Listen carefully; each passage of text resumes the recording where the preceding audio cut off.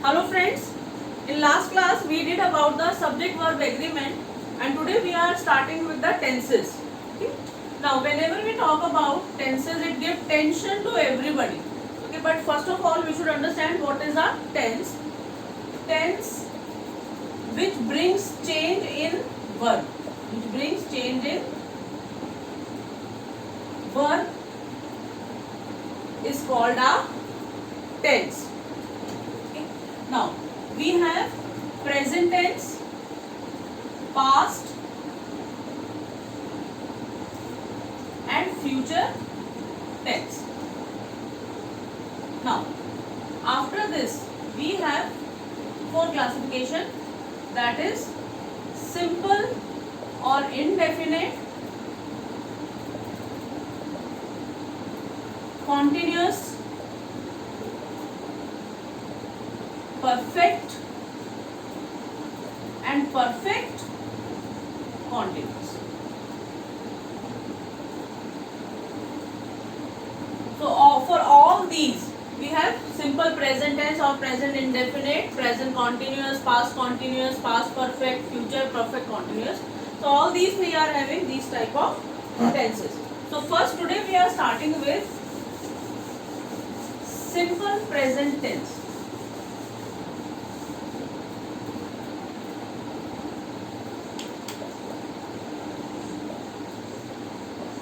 Is also called present indefinite. First we will understand the structure. And what is the structure? Subject plus first form of verb or then the object. Now this is the sentence structure of a simple present tense. For example,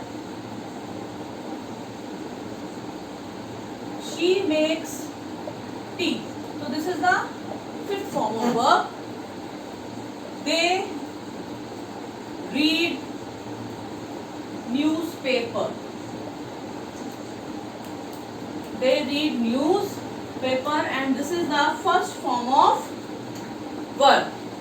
Okay, so this is a very simple. In the next we will be doing the interrogative, negative and all these form of verb we will be doing. But first we will try to understand that actually where we should use simple present tense. First use of simple present tense is whenever we talk about a universal truth. A universal truth or which remains permanent. The action which remains permanent. For this we use simple present tense.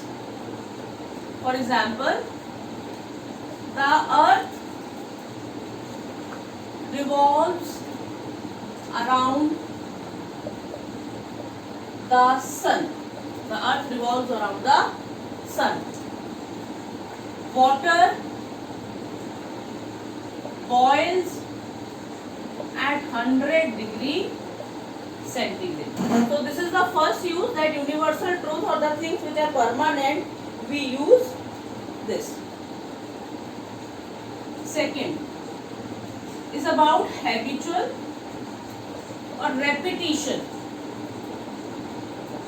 of particular action. Now this is very important to understand when I say habitual or repetition of the particular verb. With this we use the adverbs showing frequency. Adverb showing frequency. Okay, let's see how. This is very important. I will write a few expressions so that you can understand that how do we understand. For example, always, occasionally, rarely, frequently, every morning, every day. Okay, so these adverbial expressions are showing us that that there is a habitual or repetition of the particular action. For example, he always gets up at 7 a.m. So, it's easy to understand. Usually, I take my breakfast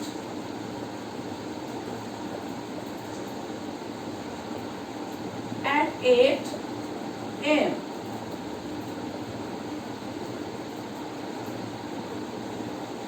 They rarely visit their grandparents. They rarely visit their grandparents. So, these are the expressions. These are only a few, many a time. Okay, always, occasionally, rarely, every morning, once a month, twice a week, once a day. Every time we have to talk about all this. So, this is the second use when we are talking about that it is there, we will be using every month, every year, once a week. Okay, the third one is to show possession. It always remains. Possession means किसी चीज पर मालिकाना अधिकार होना. That is called possession. For example, I have a car. She has a house. Okay, so for that we always use simple present tense. Next,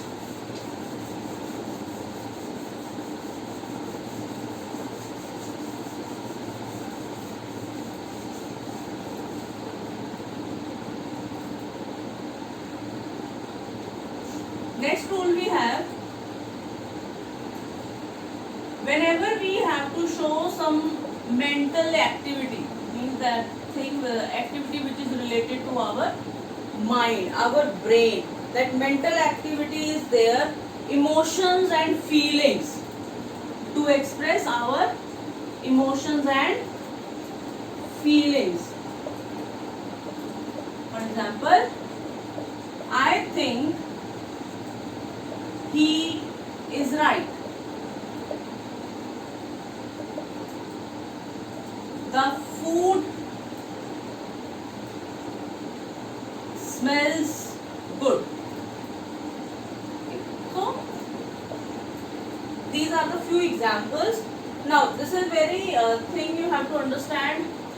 Think, forget. These are some few verbs which I am writing over here. Here, which are generally, most of the time, they are used in simple present tense. Agree, consider.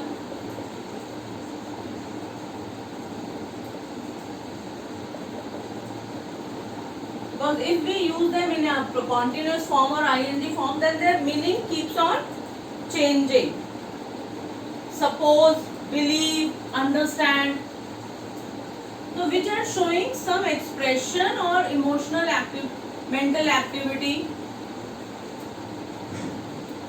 So, these verbs are generally used in simple present form. We do not use ing form. I am hearing, I am agreeing, I am considering, I forget from where I have got this. I think, I suppose, I understand. So these are the few verbs which we generally use for simple present tense. Now next is whenever we have fixed programs.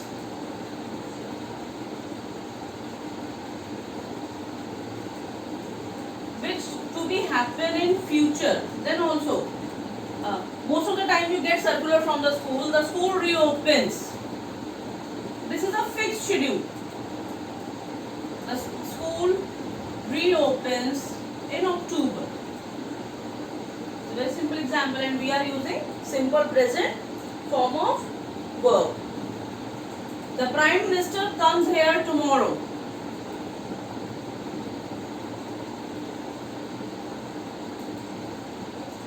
But what we remember over here,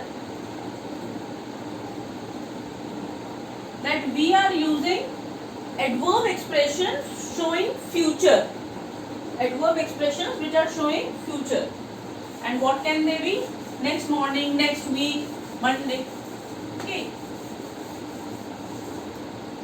The particular in January, in February, in October, as I have written over here. So these are the few expressions. Now next is, this is very important, whenever we have a conditional sentences. This is very important to understand, because most of the time people get confused with this.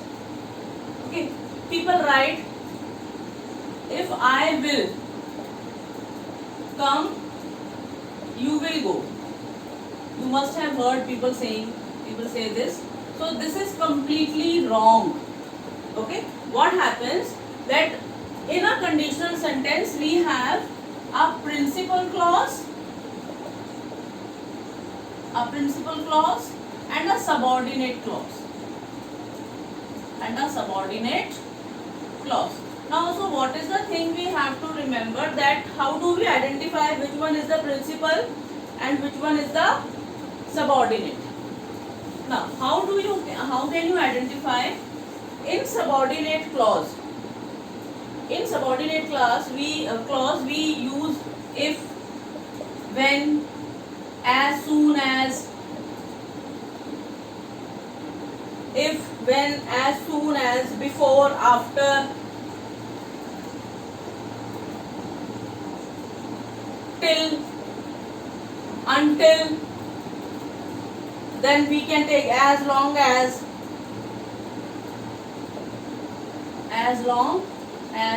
in case. So these expressions, whenever we are using, and if the sentence is having any one of these, then it is called a subordinate clause. And how we have to change it? The subordinate clause, it always remain in simple present tense. The subordinate clause is always in simple present tense. Okay, and the principal clause, it is always in simple future. Let's see one example. If he comes here, I am taking that sentence only. He will, I will go. So this is the subordinate clause and we are taking it into simple present, and this is the principal clause and we are writing it simple future. And what is the sentence structure of simple future? Subject, first form of verb and the object.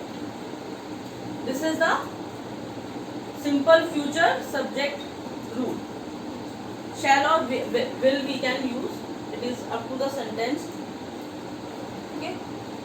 I shall teach here. Next, let's see.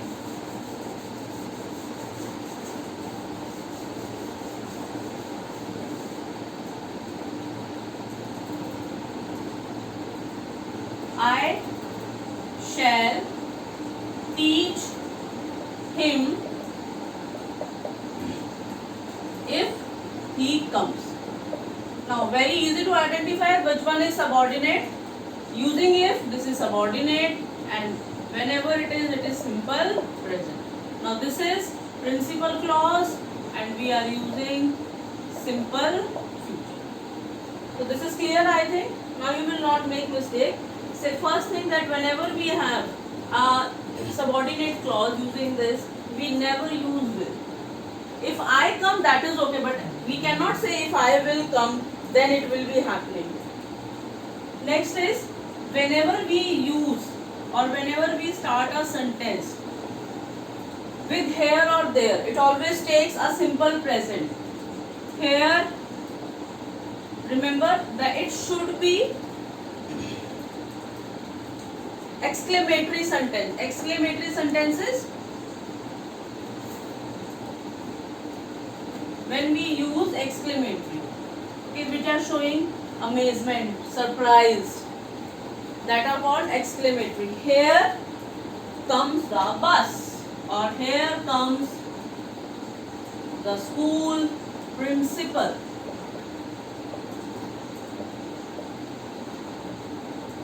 So this is simple present. There goes the bus. Remember, but it should be an exclamatory. Otherwise, we will be using a simple word.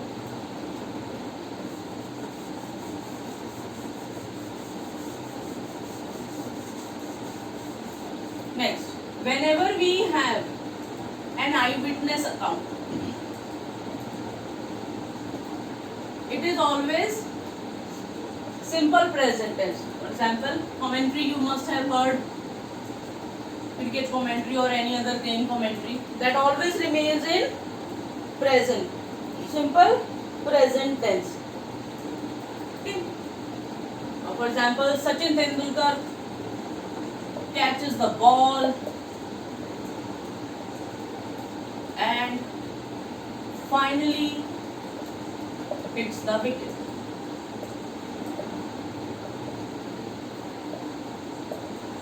Whenever it is a commentary, radio show, any show, program, then it is always a simple present tense.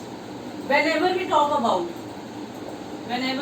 are talking about the saying of an author, words of an author, if we are using, for example, Shakespeare says. Shakespeare says,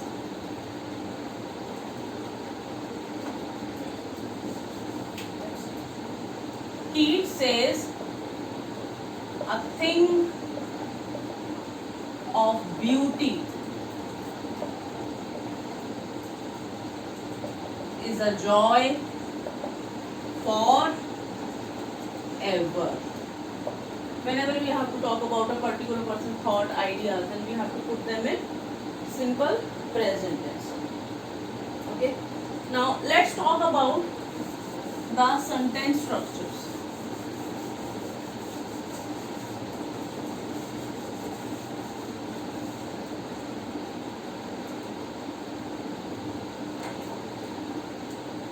Now, whenever we talk about sentences, we have affirmative, or then we have negative, then we have interrogative, and interrogative can be affirmative and negative. Now, what is the difference between an interrogative? Interrogative always takes helping verb to ask questions. To ask questions. Let's see. Why don't you do your work in time? Okay, now see, whenever I am using this WH family member, I have to give an explanation. And what is the difference between interrogative? In interrogative, I will not take this WH, I will start my question from here. Don't you do your homework in time? Now, this question requires reply either in yes or no. No explanation required. Explanation required only when we are using WH family members. How are you doing? How are you? But whenever we have interrogative sentences, it always takes helping verb to ask questions. Okay? So we will be doing these sentence formations for simple present tense. Okay? Let's start with the positive. Positive, I have already told you, positive are also called affirmative. What is the rule? Subject plus first form, or I would say that you can use, instead of writing fifth form, S or ES. and object. Now we have already done S or ES form. S or ES form. S or ES.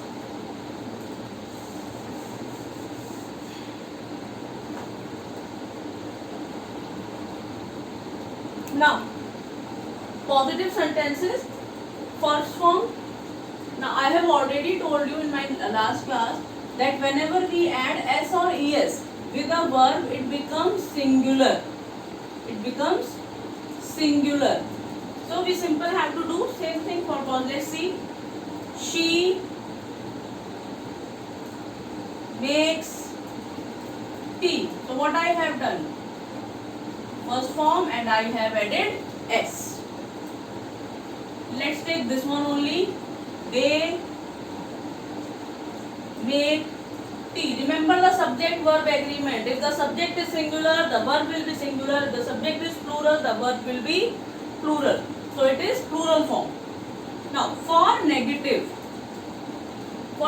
sentences, whenever in simple present tense we have to make negative sentences, we use either don't or doesn't. Don't or doesn't. Don't is used with plural subjects and doesn't is used with singular subject. Let's make this into what will be the sentence structure.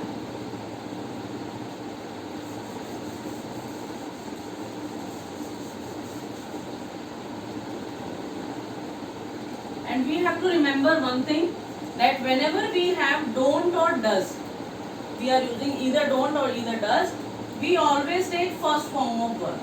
Then we do not need to add S or ES to the main verb. Let's make that sentence only. She doesn't make tea. Okay, she doesn't make tea. As I have told you, we have to use first form of verb. Okay, whenever we are using doesn't or don't. Now plural, they don't drink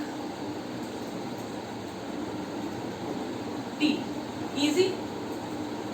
Okay. So what is the sentence structure? Subject plus don't or doesn't. The first form of verb and object. Don't we are using with plural and doesn't we are using with singular. So this is the sentence structure of negative sentence of simple present tense. Now we will take positive interrogation. The third we have positive interrogation. I have already told you how interrogation we are taking helping verb to ask questions. So we have helping verb do or does. Because it is positive, so that purpose we will not be using not. We will not use not. Do or does. You just simply have to change the do, does, then subject, first form of verb, object, question. Let's take examples. I am taking that sentence. Does she make tea? No, she doesn't. Do they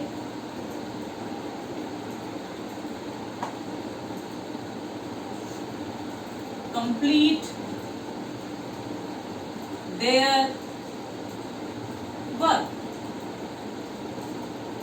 Yes, they do. So I have told you that whenever interrogations are there, we do not need any explanation. We just give the answers in either yes or no. So this sentence structure is clear. Now for negative, what we have to do? Just add not. For negative, we have to add simple. just add not. Don't or doesn't. Otherwise it remains same. Subject, first form of verb and then object. Question mark. Okay. Doesn't she make tea?